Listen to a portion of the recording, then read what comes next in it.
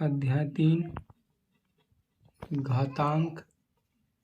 घातांक का मुख्य रूप से संबंध उसके कुछ नियम से है, जिसको हम आज पढ़ेंगे। सिंपल सा नियम है। यदि यहाँ पर मैं लिख देता हूँ घातांक का नियम, घातांक के नियम, जिससे कि आपको समझने में भी आसानी हो। यदि a एक वास्तविक संख्या है, वास्तविक संख्या है, वास्तविक संख्या है तथा m और n पूर्णांक संख्या है,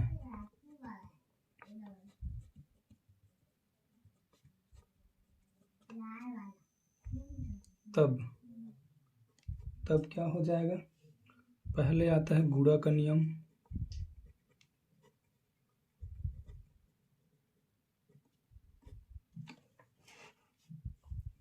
फिर आता है भाग का नियम,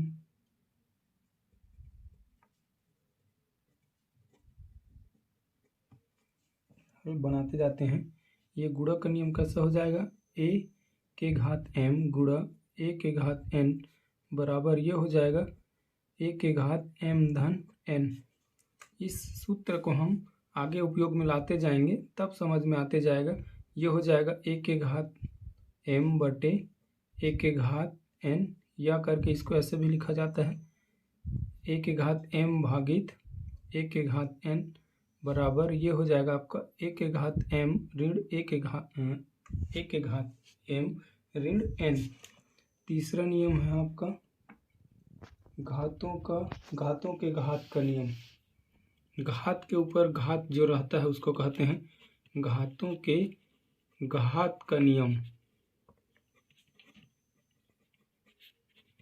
अर्थात कि जैसे ये रहता है a के घात m पूरे के घात n बराबर ये हो जाएगा आपका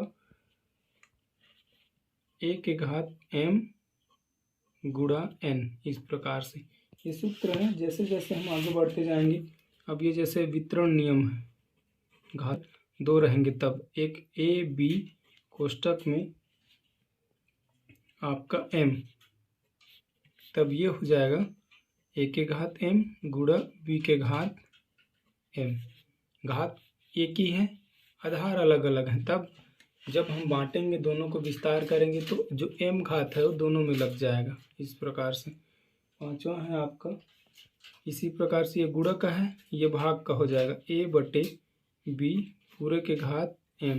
तब ये क्या हो जाएगा a के घात m बटे b के घात m। इस प्रकार से विस्तार है ये चौथा और पांचवा। छठवां नंबर, यदि कहता है एक के घात शून्य हो, छठवां नंबर एक के घात शून्य हो तब एक होता है। इसको हम इस प्रकार से समझ लेते हैं।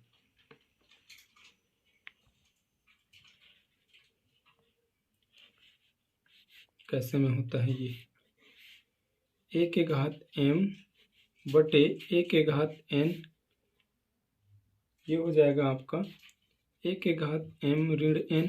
जहाँ बोल रहा है, जहाँ क्या है a बराबर नहीं है शून्य के, मतलब a बराबर नहीं है शून्य के। अब यदि m बराबर n हो तो ये क्या हो जाएगा, एक ही हो जाएगा। जब मान हम रखेंगे तो m ऋण n, तो ये हो जाएगा आपका शून्य। अब क्या कहता है,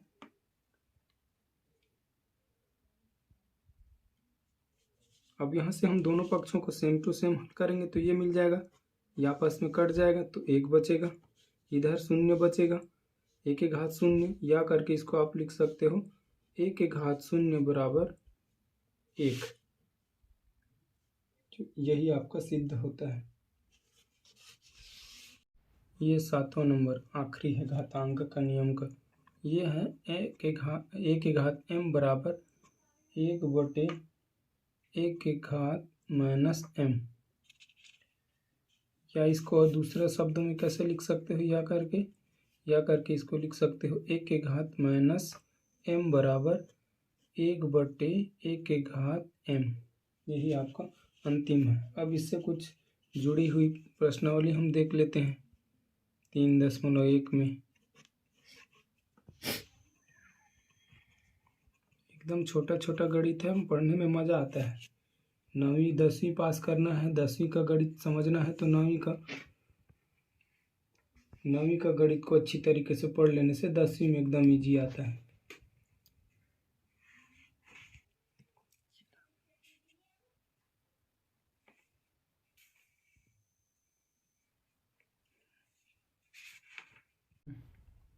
प्रश्नावली 3.1 का दूसरा नंबर, पहला का दूसरा क्या दिया है? दूसरा नंबर में ये दिया है आपका 1/3 के घात 4। तो आंसर हम करेंगे यहाँ पर, ये आपका क्वेश्चन है 1/3 के घात माइनस 4। तो यहाँ पर जो आपका सूत्र हम पढ़े थे 1 के घात m बराबर, ये हो जाएगा आपका 1 के घात m बराबर 1/, ये हो जाएगा। इसको हम दूसरा शब्दों में क्या पढ़े थे अभी, ये इसको पढ़े थे हम 1 के घात माइनस m बराबर 1/1 के घात m। तब ये क्या हो जाएगा, जब ये माइनस का घात ऊपर जाएगा तो प्लस में चल जाएगा, तो ये हो जाएगा आपका 3 के घात 4। तो इस प्रकार से इसको जब विस्तार करेंगे 3 गुणा 3 गुणा 3 गुणा 3, तो इसका मान आता है 3 तिया 9, 9 तिया 27, 27 तिया 81। यही आपका आंसर है जी, चुटकी बजा के।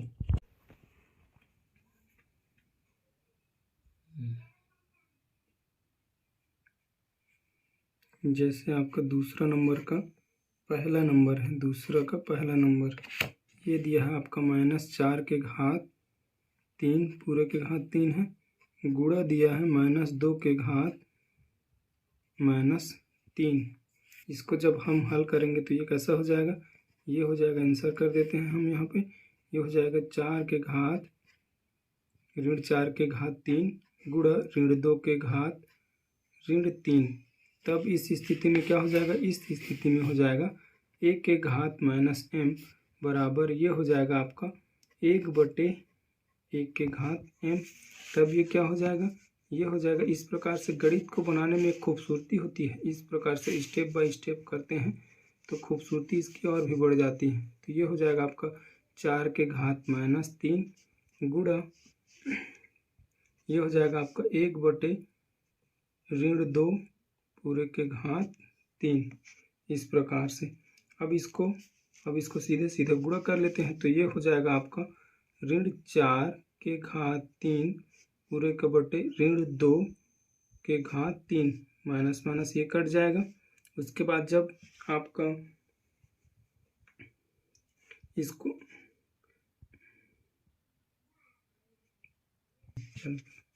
इसको और तो टूट जाएगा, ये कैसे टूट जाएगा, 4 टूट जाएगा 2 के घात 2 पूरे के घात 3 बटे 2 के घात 3।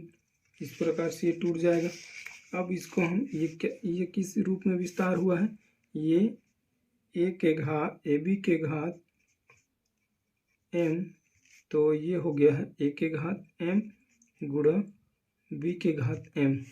इस रूप में ये फैल गया, फैला दिए हैं इसको बस।